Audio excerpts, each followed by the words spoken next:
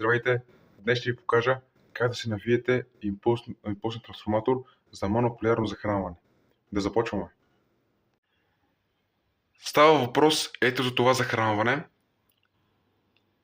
Навиваме трансформатора.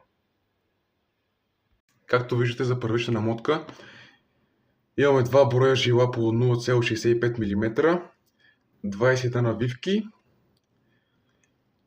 и след навиване се изолира с хустафанова лента. Ако нямате хустафанова лента, може с изолирбан. Да започваме с навиването. Оставяме свободен край 5-10 мм и бележим с изолирбан или с хустафанова лента началото. И трябва да направим 21 навивки. Направихме ги 21 навивки. За да ви се получават винаги хубави навивките, трябва да държите жилото при навиване винаги изпънато.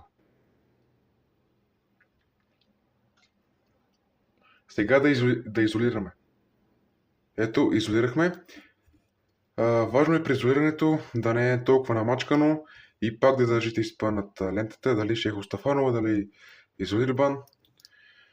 И сега да преминаваме нататък. За вторичната намотка да приложим формулата. Броя навивки е равно на жила напрежение по волтовете за навивка. Делено. Значи, примерно, аз в моя случай искам 18 волта. 18 волта го делим на волта за навивка, т.е. 18 делено на 7,56 и се получават 3 навивки. Т.е. 3 навивки дават 18 волта. Сега за вас може да искате по-малко или повече, трябва да си го разделите на жилното напрежение по волтовата за навивка. Значи сега за вторичната трябва да направим 3 навивки. Това са навивките, сега пак изолираме с 2 слоя и сме готови. Трансформаторът е готов.